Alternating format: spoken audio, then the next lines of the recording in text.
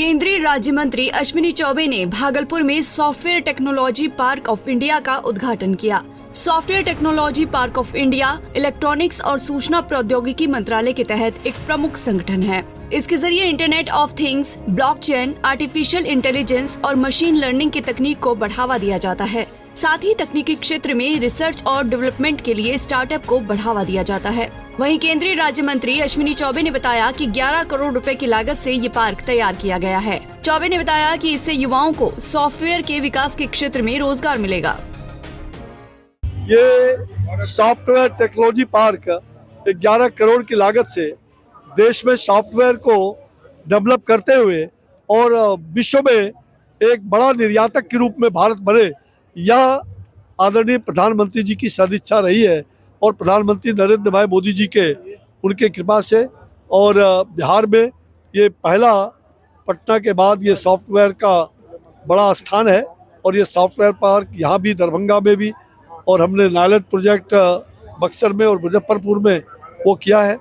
तो युवाओं के लिए विशेष करके जो एक छत के अंदर सभी बड़ी बड़ी कंपनियां यहाँ आएगी और उनको रोजगार भी मुहैया कराएगी, उनको स्किल भी डेवलप करेगा और देश में और दुनिया में ये सॉफ्टवेयर को निर्यातक के रूप में ये भागलपुर एक मील का पत्थर सिद्ध होगा। यहाँ के युवाओं के लिए एक बहुत बड़ा वरदान है।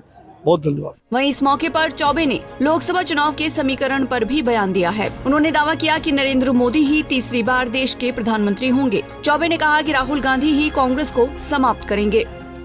लड़ाई नहीं है, इंटैक्ट है।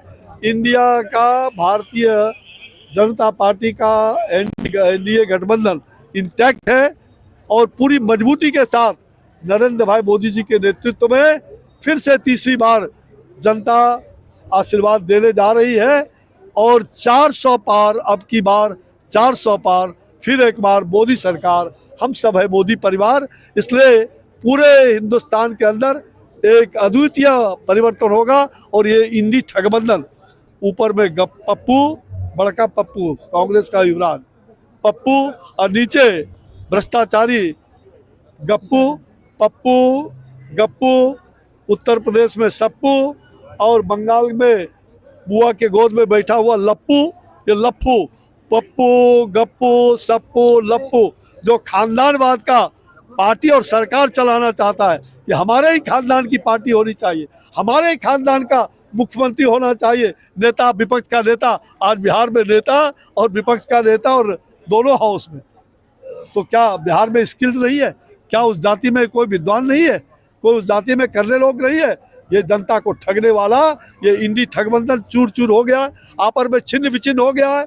ये कांग्रेस का साया समाप्त हो जाएगा और वो खानदान का वही युवराज कांग्रेस को समाप्त करेगा। बिहार में बीजेपी ने चिराग पासवान को एनडीए में कायम रखा है। चिराग के एनडीए में रहने से सत्ताधारी गठबंधन को काफी फायदा मिलेगा। वहीं महागठबंधन भी किसी भी वक्त बिहार में सीट शेयरिंग का ऐलान कर सकता है। हालांकि दोनों पक्ष लोकसभा चुनाव में जीत का दावा कर रहे हैं, लेकिन 2024 में किस नेता का राज तिलक होगा, ये तो आम जनता ही तय करेगी। पंजाब केसरी टीवी के लिए भागलपुर से अंजनी कश्यप की रिपोर्ट।